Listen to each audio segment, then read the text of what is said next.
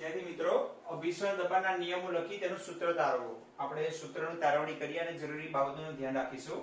કે પહેલા બોયલનો નિયમ છે કે બોયલનો નિયમ શું કહે છે? નિયત તાપમાને દ્રાવણનું અભિસરણ દબાણ પાઈ એ દ્રાવણની મોલારિટીને સમપ્રમાણમાં હોય કે જેની મોલારિટી વધારે એ દ્રાવણનું અભિસરણ દબાણ વધારે. ફોર એક્ઝામ્પલ હું તમને પહેલો નિયમ બહુ આકૃતિથી સમજાવું કે હું બે અહીંયા ઉદાહરણ તમે સામે મૂકું છું કે એક બાજુ પાણી રાખીએ આપણે, આ વચ્ચે અર્ધપારગમ્ય પડદો રાખીએ. આ શું છે? અર્ધપારગમ્ય પડદો. આ બાજુ રાખીએ પાણી રાખીએ, અહીંયા 1 મોલર યુરિયાનું દ્રાવણ રાખવું ધારો કે, ઓકે, અને બંનેને અહીંથી આપણે બંધ કરી દઈએ.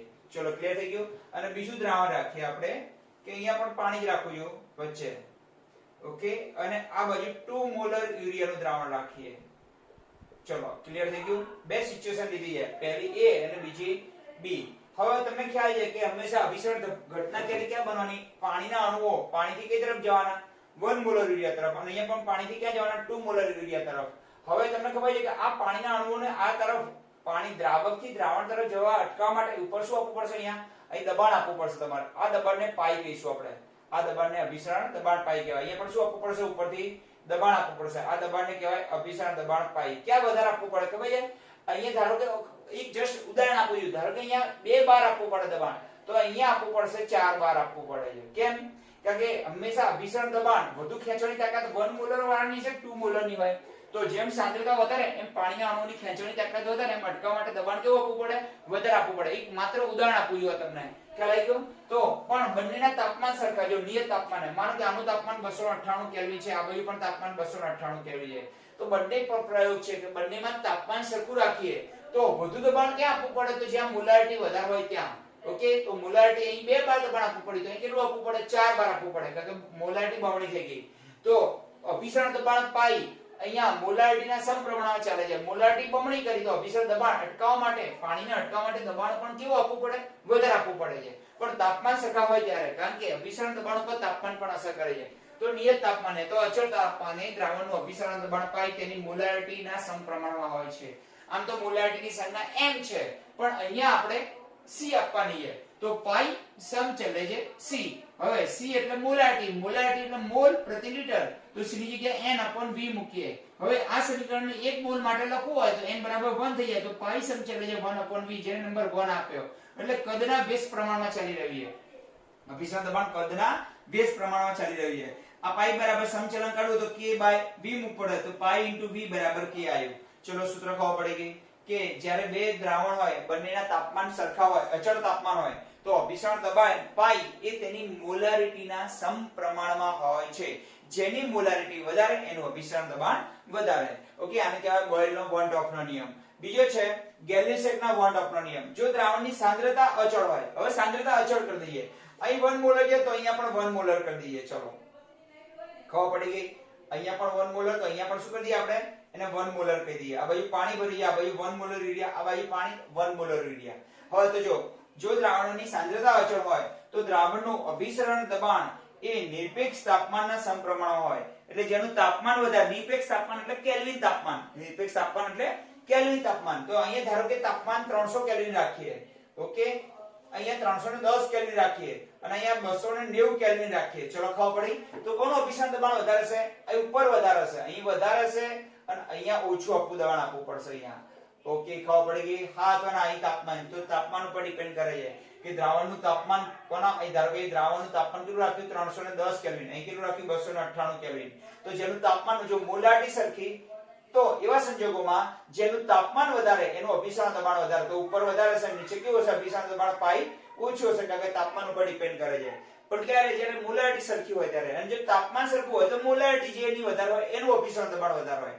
તો સરખા તાપમાને અભિસરણ દબાણ એ મોલારિટી પર આધાર રાખે, અને તાપમાન મોલારિટી સરખી હોય ત્યારે અભિસરણ દબાણ એના નિરપેક્ષ તાપમાનના સમપ્રમાણ, નિરપેક્ષ તાપમાન એટલે કેલ્વિન તાપમાન ઉપર આધાર રાખે છે. તો પાઈ સમચલે છે t અને પાઈ સમચલે છે c, અથવા પાઈ સમચલે છે 1/v. ચલો એવોગેડ્રો વન ડોફનો નિયમ. એક સરખા તાપમાન, જો પહેલામાં તાપમાન સરખા, મોલારિટી જુદી જુદી, બીજામાં મોલારિટી સરખી, તાપમાન જુદા જુદા, ત્રીજાની અંદર સરખા તાપમાને વિવિધ દ્રાવણના અભિસરણ દબાણ એક સરખા હોય. એનો અર્થ શું થાય? જો તાપમાને સરખા હોય, અભિસરણ દબાણે સરખા હોય, એવી સિચ્યુએશન આપણે ઊભી કરીએ. ફોર એક્ઝામ્પલ સરસ ઉદાહરણ લઈએ તો તમને ખબર પડે. અહીંયા ઓકે, માનો કે અહીંયા 1 મોલર યુરિયા લઈએ, ધ્યાન આપજો તમે અહીં શું કહું છું તમે શાંતિથી સાંભળો. આ વચ્ચે અર્ધ પારગમ્ય પડદો રાખી લઈએ, આ બાજુ પાણી ભરીએ, આ બાજુ 1 મોલર યુરિયા રાખીએ.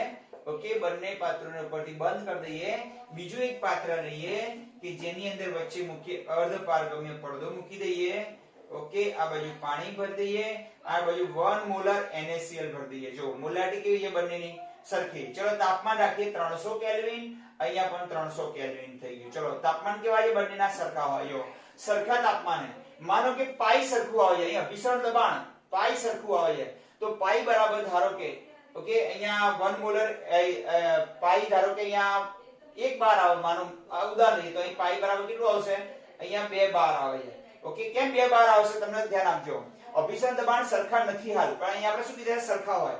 ઓકે, જો એક સરખા તાપમાને જે દ્રાવણના અભિસરણ દબાણ સરખા હોય, માનો કે અહીંયા 1 મોલર યુરિયા લઈ લઈએ. ચલો એટલે અભિસરણ દબાણ તાપમાન કેવું? સરખું. મોલારિટી પણ કેવી? સરખી છે. ઓકે, ચલો 1 મોલર યુરિયા લો કે 1 મોલર ખાંડ લો, કારણ કે બંનેમાં અણુઓની સંખ્યા સરખી જ હોય. ખ્યાલ આવી ગયો? 1 મોલર યુરિયા બનાવવા માટે કેટલા ગ્રામ ઓગાળવો પડે? 60 ગ્રામ ઓગાળવો પડે. અહીં કેટલા ગ્રામ ઓગાળવો પડે? 342 ગ્રામ ઓગાળવો પડે. ખબર છે ને અણુ ભાગ એટલું વજન? એ તો તમને ખ્યાલ હોવો જોઈએ ભાઈ. તો એક સરખા તાપમાન 300 કેલ્વિન 300 કેલ્વિન. જો દ્રાવણના અભિસરણ દબાણ સરખા હોય, માનો કે અહીંયા પણ 1 બાર આવે, અહીંયા પણ 1 બાર આવે, તો તેમના કદ પણ સરખા હોય. ધારો કે કદ સરખા હોય તો દ્રાવણમાં અણુઓની સંખ્યા પણ સરખી હોય. અહીંયા 1 મોલ અણુ હોય તો અહીંયા પણ 1 મોલ જ અણુ હોય. પણ જો તાપમાન સરખું રાખવું, મોલારિટી પણ સરખી રાખવું, ઓકે અહીં ધ્યાન આપજો, પણ યુરિયા રાખવું, અહીંયા NaCl રાખવું, તો શું થાય? તો અહીંયા 2 બાર દબાણ થઈ જશે. કેમ એવું થયું? કે સર તમે તો કહેતા હતા તાપમાન સરખા હોય, ઓકે અહીંયા મોલારિટી સરખી હોય તો અભિસરણ દબાણ પણ સરખા હોય. પણ અભિસરણ દબાણ તો જુદું આવે છે, મોલારિટી તો સરખી છે, તાપમાન સરખું છે. તો જો પહેલા બે નિયમ સરખા કરી નાખીએ. ફોર એક્ઝામ્પલ, તાપમાન સરખું, મોલારિટી સરખી, તો અભિસરણ દબાણ સરખા આવવા જોઈએ ને, પણ નહીં આવતા. જો NaCl લઈએ તો અહીં 2 બાર થઈ જાય. કેમ? 1 મોલ NaCl ની અંદર અણુઓની સંખ્યા કેટલી થઈ જાય? 2 મોલ થઈ જાય. Na+ અને Cl- છૂટા પડે ને, આયનીકરણ થાય. અહીંયા આયનીકરણ થતું નથી. જો ખાંડ રાખીશું બેટા, અહીંયા શું રાખીશું આપણે? ખાંડ અથવા ગ્લુકોઝ. ઓકે, તો અહીંયા 1 બાર આવશે, અહીંયા પણ 1 બાર આવશે. તો સરખા તાપમાને અભિસરણ દબાણ સરખા હોય, કદ સરખા હોય, તેવા બે દ્રાવણોમાં અણુઓની સંખ્યા સરખી હોય.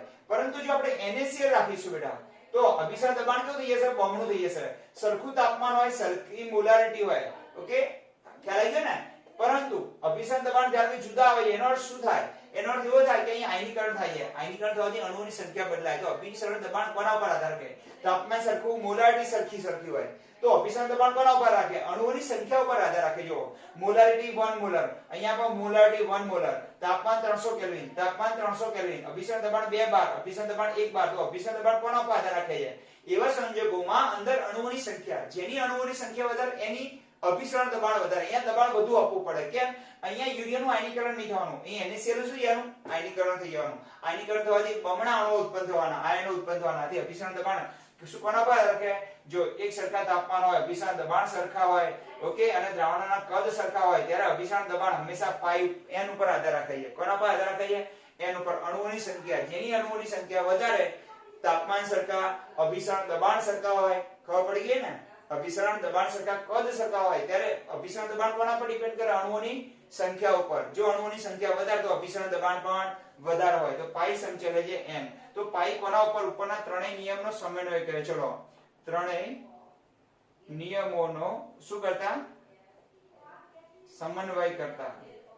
સંયમવર નહીં આવો, હા, એ આખી વસ્તુ અલગ છે. તો ભેગા કરતા એમ ત્રણેય નિયમને. ચલો આપણે ત્રણેય, તો પાઈ કોના સમપ્રમાણ, કોના વ્યસ્ત ચલનમાં ચાલે છે?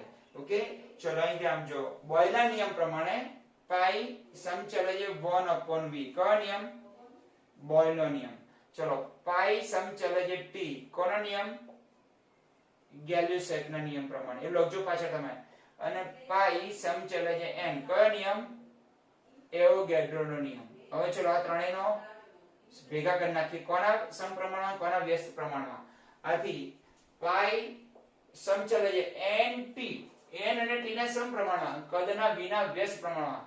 પાઈ બરાબર સમચલન કાઢવું હોય તો કોઈ આપણે શું મૂકવું પડે? અચળાંક. તો પાઈ બરાબર nRT/v. પણ n/v બરાબર શું થઈ જાય? c થઈ જાય, મોલારિટી. તો CRT. કારણ કે અહીંયા n/v અહીંયા માટે મૂકીશું બરાબર c, મોલારિટી મૂકતા શું થાય? મોલારિટી મૂકતા તો પાઈ બરાબર CRT સૂત્ર આવ્યું. હવે અહીંયા મોલ બરાબર n બરાબર W/m મૂકતા તો mv સૂત્ર મળે. કેમ? n બરાબર શું મૂકતા W/n મોલ બરાબર દળ ભાગ્યા આણી દર. તો આપણે ત્રણ સૂત્રો મળે. આ સૂત્ર એક આ મોલારિટી પરથી શોધવાનું સૂત્ર, મોલ પરથી શોધવાનું સૂત્ર, ત્રણ સૂત્રો છે. તો ઉપરના ત્રણેય સૂત્રોમાં કદ શેમાં લેવાનું? હંમેશા લીટરમાં લેવાનું. તો W શું છે? દ્રાવ્યનું દળ છે. દ્રાવ્યનું દળ એ પણ ગ્રામમાં લેવાનું છે.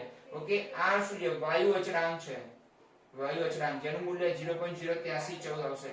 T બરાબર તાપમાન છે. પણ તાપમાન શેમાં લેવાનું? કેલ્વિનમાં. કેમ? કારણ કે બધા એકમ R પ્રમાણે સેટ કરવાના. M શું છે? દ્રાવ્યનું આણ્વીય દળ છે. દ્રાવ્યનું શું છે? આણ્વીય દળ અથવા મોલર દળ છે. અને V બરાબર દ્રાવણનું કદ છે. શેમાં લેવાનું? લીટરમાં. દ્રાવણનું કદ શેમાં લેવાનું તમારે? લીટરમાં. ઓકે. આવા સૂત્રોનો ઉપયોગ કરી આપણે આગળના દાખલાઓ ગણીએ. તો જ્યારે તાપમાન સરખા હોય તો પાઈ કોના પર ડિપેન્ડ કરે? મોલારિટી પર. જ્યારે મોલારિટી સરખી હોય તો પાઈ કોના પર ડિપેન્ડ કરે? તાપમાન ઉપર. જ્યારે તાપમાન સરખા, મોલારિટી સરખી, કદ સરખા, ત્યારે પાઈ કોના પર ડિપેન્ડ કરે? અણુઓની સંખ્યા ઉપર. જેમાં અણુઓની સંખ્યા વધારે એનું અભિસરણ દબાણ વધારે, એની ખેંચવાની તાકાત વધારે, એનાથી અટકાવવા માટે વધુ દબાણ આપવું પડે. તો ત્રણેય નિયમ પરથી આપણે અભિસરણ દબાણનું સૂત્ર તારવણી મળી. આ તમારે ખાસ લખી લેવાની. નવા કોર્સમાંથી નીકળી ગયો છે પણ જૂના કોર્સમાં સારામાં સારો ક્વેશ્ચન હતો અને પૂછાવી પૂરી શક્યતા છે. આથી વાયુના નિયમો, ઓકે, અભિસરણ દબાણના નિયમો સમજાવી અભિસરણ દબાણનું સૂત્ર તારવો. ઓકે. તો ત્રણ નિયમો લખવાના, ત્રણ નિયમનું ગાણિતિક સ્વરૂપ આપવાનું અને ત્રણને ભેગા કરીને લખવાના. હવે આપણે એક્ઝામ્પલ જોઈએ આગળ.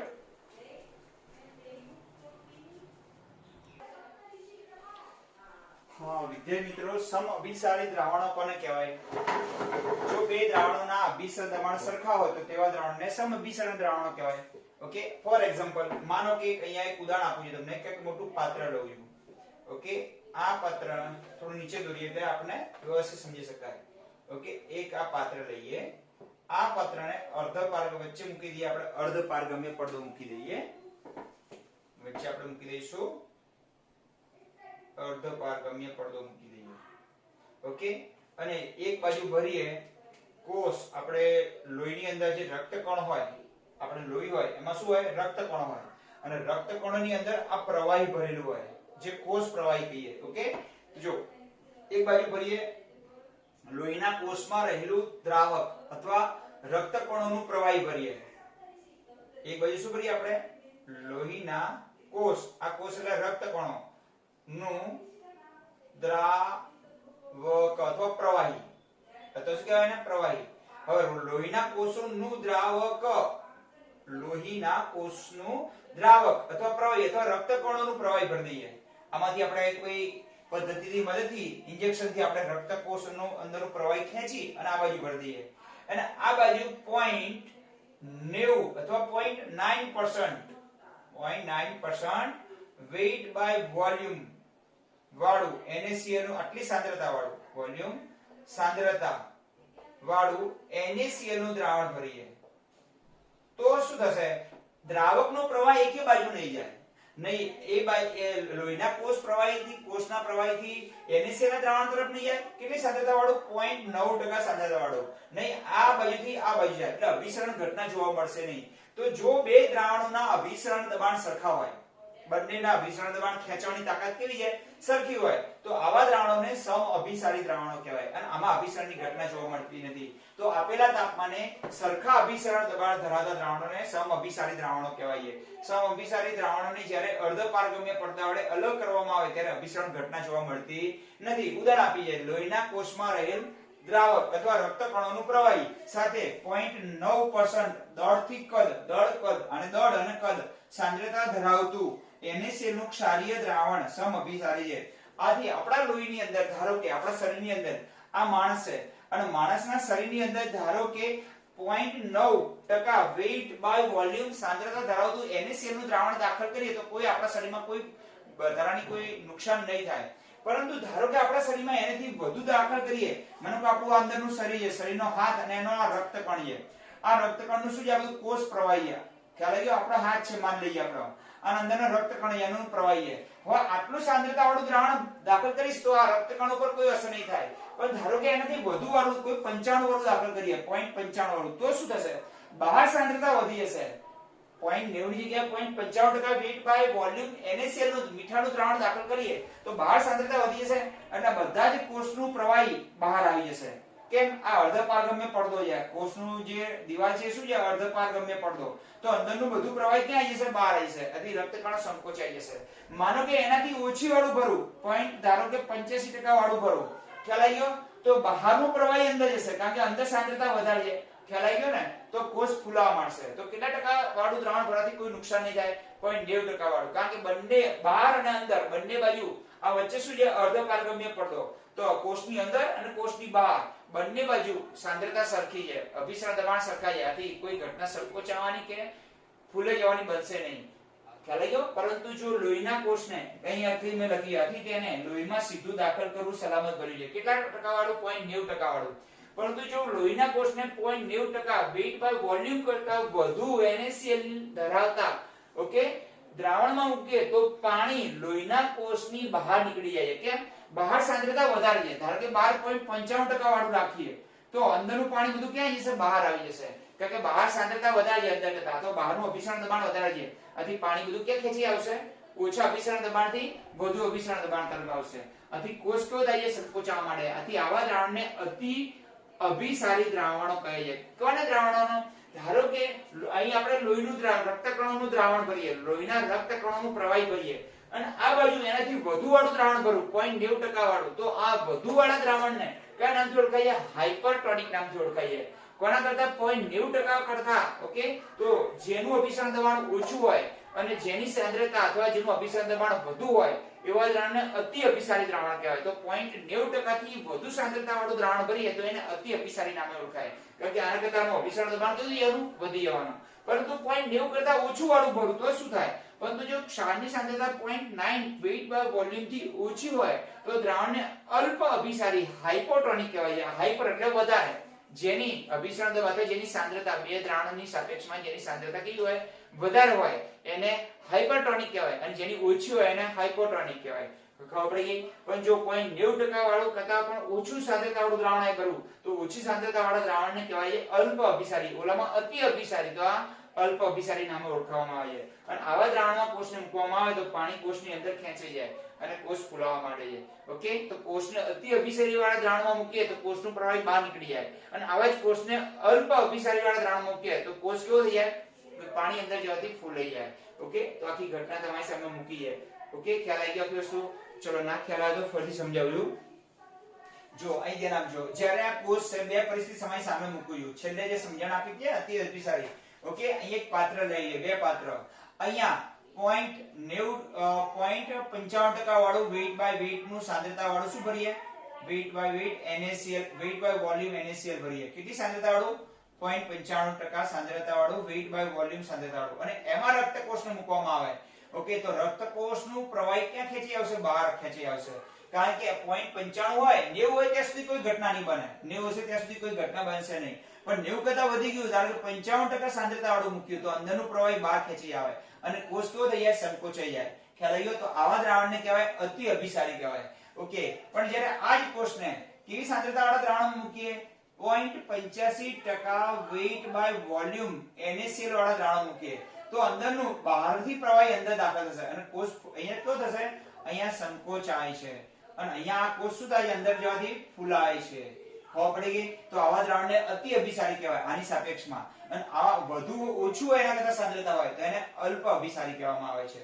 ખ્યાલ આવી ગયો? તો આપણે કેવું લોહી, તમને આવું રીઝન પૂછાય કે આપણા શરીરમાં કેટલા ટકા, શા માટે આપણા શરીરની અંદર 0.90% વેઇટ બાય વોલ્યુમ વાળું NaCl નું દ્રાવણ નાખવું હિતાવહ છે? ક્ષારીય દ્રાવણ. કારણ કે આ દ્રાવણ છે આપણા રક્તકોષના પ્રવાહી સાથે સમઅભિસારી છે. આથી અભિસારની ઘટના જોવા મળતી નથી. આથી રક્તકોષોનું સંકોચાવું કે ફૂલાવું જેવી કોઈ ઘટના બનતી નથી, જેથી આપણા શરીરને કોઈ નુકસાન થતું નથી. આથી 0.90% વાળું નાખવું આપણા શરીરમાં દ્રાવણ વધારે હિતકારી છે.